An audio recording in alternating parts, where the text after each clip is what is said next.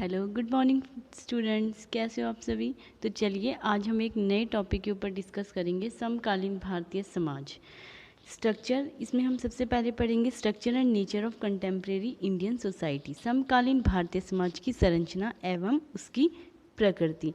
जैसा आप सभी जानते हैं कि भारत क्या है, भारत एक लोकतांत्रिक राज्य है। लोकतंत्र की दृष्टि से भारत की संपूर्ण जनसंख्या भारतीय समाज का अंग है। इस रूप में भारतीय समाज एक बृहद समाज है, बहुजातीय, बहुसांस्कृतिक, बहुधार्मिक और बहुभाषाई समाज है और इसकी रचना एवं प्रकृति बहुत ही विशाल है। हम जानते हैं कि समाज परिवर्तनशील है, इसमें समय के अनुसार परिवर्तन होते रहते हैं। वर्तमान में हमारा भारतीय समाज में भी एक भारी परिवर्तन के दौर से गुजर रहा है। इस परिवर्तन में समाज की आंतरिक शक्तियाँ कौन सी हुई, जैसे धर्म, संस्कृति और बाधक हो रही है, और बाह्य शक्तियाँ जैसे लोकतंत्र, शिक्षा और वैज्ञानिक प्रवृत्ति परिवर्तन की ओर अग्रसर हो रहे हैं। और आंतरिक शक्तियों के लाख विरोध के बाद भी समाज में परिवर्तन हो रहा है। जैसे जैसे समकालीन भारतीय समाज एक ऐसा चित्र प्रस्तुत कर रहा है जो अपनी परंपराओं की सीमाओं के अंतर्गत आधुनिकीकरण क्या हो रहा है, अग्रसर हो रहा है। एक बार फिर भारतीय आध्यात्मिक तथा पश्चिमी भौतिकीवाद के समन्वय का प्रयोग भारतीय भूमि पर गठित हो रहा है। इसकी सफलता न केवल भारतीय उपमहाद्वीप के लिए बल्कि सारे विश्व के लिए महत्वपूर्ण है, क्योंकि औद्योगिक भौतिकीवाद उस जगह पहुंच गया है जहां विनाश की शक्ति भी अपने चारों चरम सीमा पर है।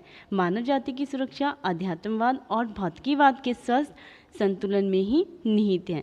स्वतंत्रता प्राप्ति के पश्चात भारतीय समाज में बड़ी तीव्र गति से परिवर्तन की प्रक्रिया प्रारंभ हुई है। समकालीन भारतीय समाज मौलिक परिवर्तनों की चुनौतियों से गुजर रहा है।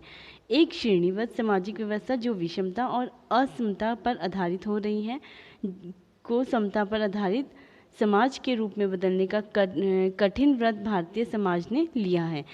स्वतः सक्रांति काल के महत्वपूर्ण मूल्यों का संघर्ष, संभ्रांति अनेक समस्याओं को जन्म दे रही है। समकालीन भारतीय समाज की संरचना की जो इसकी प्रकृति और इसकी जो संरचना है वो निम्नलिखित तत्वों से स्पष्ट हो जाती है।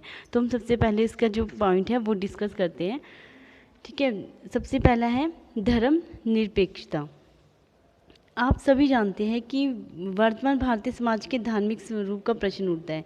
बहुधार्मिक भारत क्या है, एक बहुधार्मिक क्या है, बहुधार्मिक समाज है। समकालीन भारतीय समाज की संरचना में इसकी सबसे प्रमुख विशेषता क्या है, धर्म निरपेक्षीकरण। भारत परंपरागत रूप से धर्म की प्रधानता वाला देश है। अंग्रेजी शासन काल में पश्चिमीकरण एवं आधुनिकीकरण की प्रक्रिया के कारण सामाजिक कुरीतियों जैसे धार्मिक विचारों से संबंधित, जैसे बाल विवाह, सती प्रथा, कन्यावध, विधवा पुनर्विवाह का निषेध आदि को समाप्त करने के लिए धार्मिक मान्यताओं की प्रतिक्रियाओं के परिणाम स्वरूप एक विरोधी आंदोलन शुरू हुआ था। साथ ही राजनीतिक जागरूकता तथा विज्ञान के बढ़ते हुए महत्व के कारण भारत में लौकिकीकरण मीन्स आधुनिकीकरण की शुरुआत हुई। यह प्रतिक्रिया तभी से समाज में निरंतर चली आ रही है। लेकिन बाद में क्या हुआ, इसमें जैसे जैसे धर्म मतलब भारत जैसे कि कैसा है, एक बहुधार्मिक समाज है। ठीक है, इसके मतलब इसमें मूल रूप से 4 धर्म के लोग प्रचलित है, हिंदू, इस्लाम, ईसाई और पारसी। परंतु हिंदू धर्म के तो दसियों और इस्लाम धर्म के सैया, सुन्नी और अहमदिया संप्रदाय है। हिंदू धर्म का एक उदारवादी धर्म है। इसमें इतने अधिक संप्रदाय होते हैं कि उनको आपस में कोई भी संघर्ष नहीं है। परंतु इस्लाम धर्म कट्टरवादी धर्म है। इसमें तो सिया सुन्नी संप्रदायों में भी संघर्ष चलता रहता है। अतः अन्य धर्मों से इसका संघर्ष चलना स्वाभाविक है।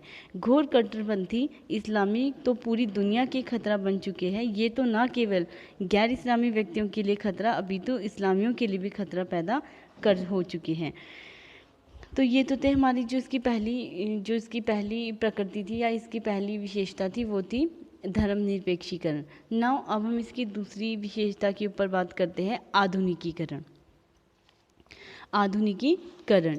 आधुनिकीकरण समकालीन भारतीय सामाजिक संरचना की दूसरी विशेषता है। भारत में आधुनिकीकरण की प्रक्रिया का प्रारंभ ब्रिटेन के साथ हमारे संपर्कों के परिणाम है। अंग्रेजी द्वारा भारत पर विजय की प्रक्रिया लगभग एक शताब्दी तक चलती रही थी। स्वाभाविक था कि वे साम्राज्य की स्थापना करने के लिए और फिर से उन्हें बनाए रखने के लिए नई तकनीकी और संरचनाओं का भारतीय धरा पर आरोपण करते हैं। वहीं से इसका क्या हुआ, उत्पादन में नई मशीनों, तकनीकी, व्यापार में नई बाजारों, प्रणाली, यातायात के संचार साधनों का विकास हुआ। कर्मचारी तंत्र पर आधारित सिविल सेवाओं, अखिल भारतीय स्वरूप, औपचारिक तथा लिखित कानून की स्थापना, इन सभी का क्या हुआ, इन सभी का गठन हुआ। ये सच है कि ब्रिटिश साम्राज्यवादियों का उद्देश्य भारतीय समाज को उन्नत और आधुनिक बनाना नहीं था। वे तो यहाँ व्यापार की दृष्टि से आए थे, ठीक है। वे तो यहाँ कैसे आए थे कि एक व्यापार की दृष्टि से आए थे, अपने साम्राज्य के हितों की रक्षा करने के लिए।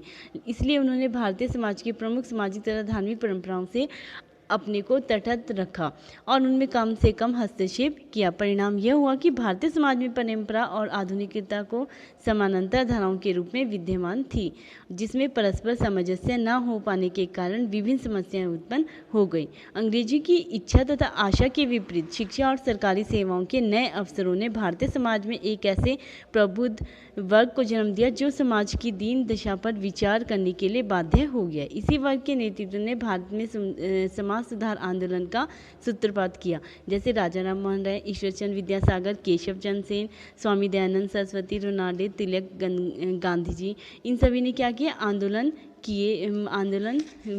किए ताकि जो समाज की दुर्दशा थी उसकी जो दुर्दशा है उसको ऊंचा उठा सके।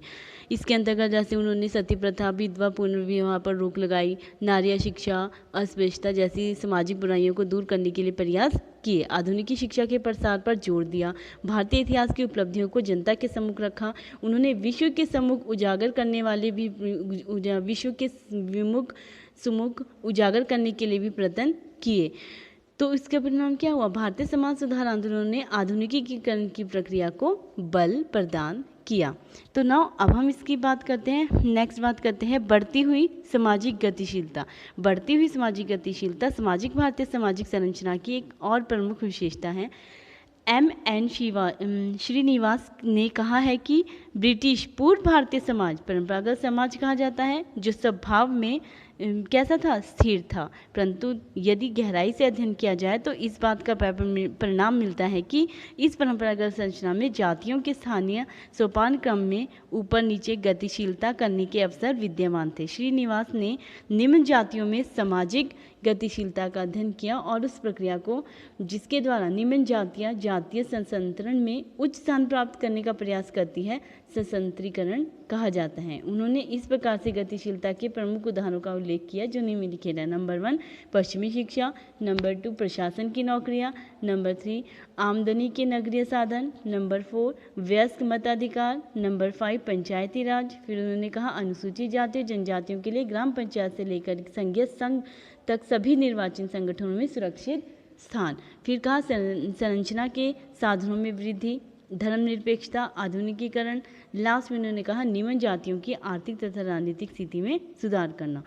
स्वतंत्रता प्राप्ति के बाद क्या हुआ, स्वतंत्रता प्राप्ति के पश्चात सामाजिक गतिशीलता की गति क्या हो गई, और ज़्यादा तीव्र हो गई। भारत में प्रजातंत्र के स्थान पर जो समानता, स्वतंत्रता, स्वाभाविक मताधिकार पर आधारित थे ने भारतीय समाज के परंपरागत ढांचे में क्या किए, बहुत सारे परिवर्तन किए। आधुनिकीकरण, नगरीकरण, राजनीतिकीकरण की प्रक्रियाओं सामाजिक गतिशीलता के कारण ही हुआ है। तो नाउ नेक्स्ट हम बात करते हैं अगली विशेषता की, वो है समानता, भ्रातृत्व एवं स्वतंत्रता। समकालीन भारतीय समाज की संरचना समानता एवं स्वतंत्रता पर बल देने वाली है। समकालीन भारत की एक प्रमुख उपलब्धि संविधान की रही है। संविधान विश्व में सबसे बड़ा लिखित संविधान है जो भारत में धर्मनिरपेक्ष, सामाजिक, आर्थिक न्याय, भ्रातृत्व व समानता व प्रजातंत्र लोकतंत्र की स्थापना की घोषणा करता है। भारत में सार्वभौमिक वयस्क मताधिकार पर आधारित संसदीय राजनीतिक प्रणाली को अपनाया गया है। यह राजनीतिक दलों के माध्यम से प्रतियोगी राजनीति का मार्ग प्रशस्त करती है। एक शक्तिशाली केंद्र की आधारशिला रखते हुए भी हमारा संविधान भारत के राज्यों के लिए संघात्मक स्वरूप प्रस्तुत करता है। समानता, भ्रातृत्व तथा स्वतंत्रता जैसे मूल्यों को तभी प्रोत्साहन मिल सकता है जबकि समाज के निम्न वर्गों का सर्वांगीण विकास होगा, उनको अवसर उपलब्ध हो सकेंगे। इसलिए अनुसूचित जातियों, अनुसूचित जनजातियों तथा पिछड़े वर्गों के हितों के लिए सुरक्षा और उनके विकास के लिए विशेष सुविधाएं प्रदान करने का उत्तरदायित्व सरकार को दिया गया है।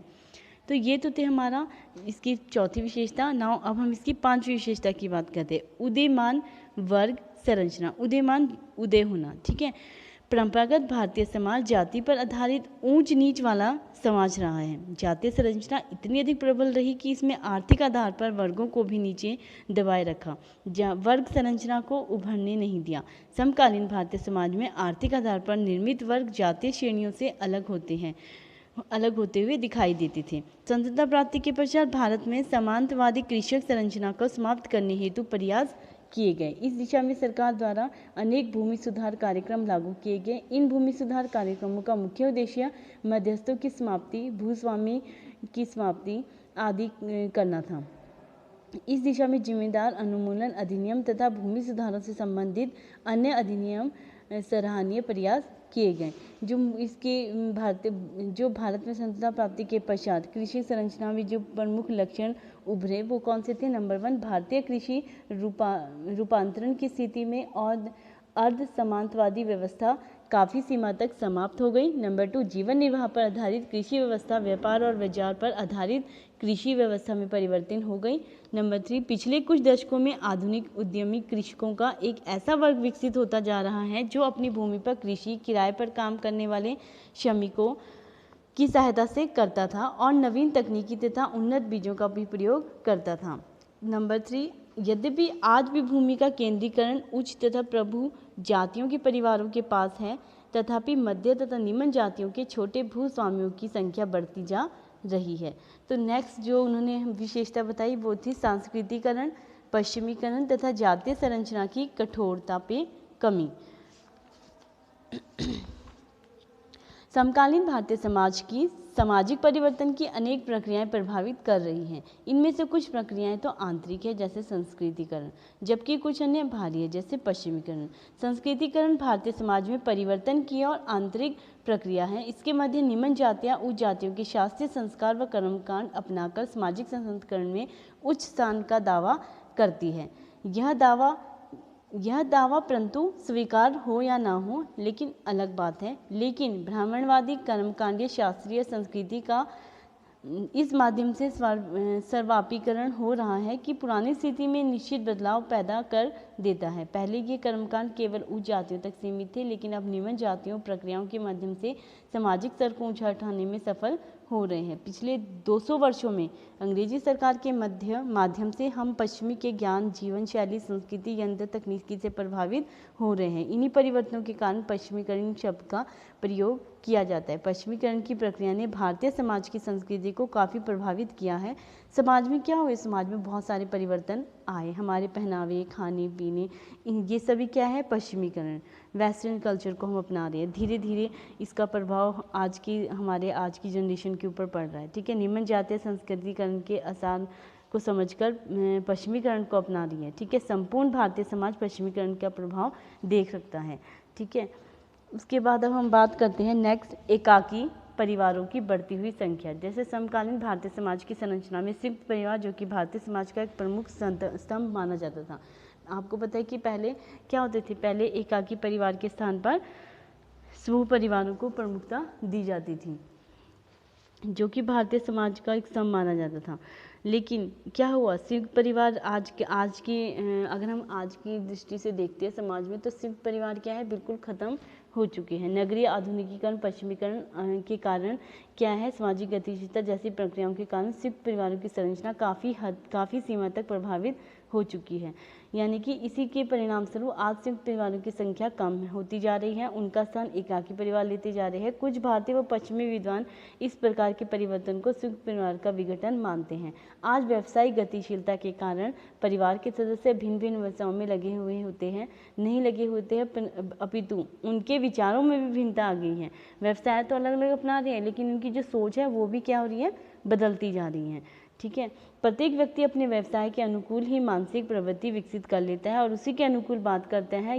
यदि परिवार का एक नगर भी संभव यदि परिवार एक ही नगर में है तो आवास समस्या के कारण सिर्फ प्रणाली के आधार पर साथ रहना संभव नहीं हो पाता है। इसी कारणों से परिवार अनेक छोटे छोटे टुकड़ों में विभाजित हो गया है। तो जो इसकी नेक्स्ट विशेषता है वो है बढ़ता हुआ औपचारिक नियंत्रण। समकालीन भारतीय समाज की संरचना अन्य महत्वपूर्ण विशेषताओं जैसे बढ़ती हुई औपचारिक नियंत्रणता, भारतीय समाज में जाति, पंचायतें, परिवार, पड़ोस, परंपराएं, प्रथाएं, जनजातियां, धर्म, ये सभी क्या है इत्यादि, ये क्या कर रही है, सभी सामाजिक नियंत्रण के प्रमुख औपचारिक अभिकरण रहे हैं। समकालीन भारतीय समाज में इनका महत्व कम होता जा रहा है तथा औपचारिक शिक्षा, राज्य एवं कानून जैसे औपचारिक साधनों का महत्व भी निरंतर बढ़ता जा रहा है। इसी के परिणाम स्वरूप आज परिवार के सदस्यों में भी पाए जाने वाले सामाजिक संबंधों में औपचारिकता का अंश बढ़ता जा रहा है। तो उपरोक्त जो भी हमने ये इसके संरचना और जो हमने इसकी प्रकृति पढ़ी, इसके उपरोक्त में हम कह सकते हैं, ठीक है, हम ये निष्कर्ष निकाल सकते हैं कि समकालीन भारतीय समाज की संरचना परंपरागत भारतीय समाज की संरचना से काफ़ी सीमा तक भिन्न है। वस्तुतः क्यों है? परंपरागत एवं समकालीन भारतीय समाज की संरचना में पाए जाने वाले अंतर अभी भी सापेक्ष है, निरपेक्ष नहीं है। आज भी ये परिवर्तन देखने को मिलते हैं। धन्यवाद।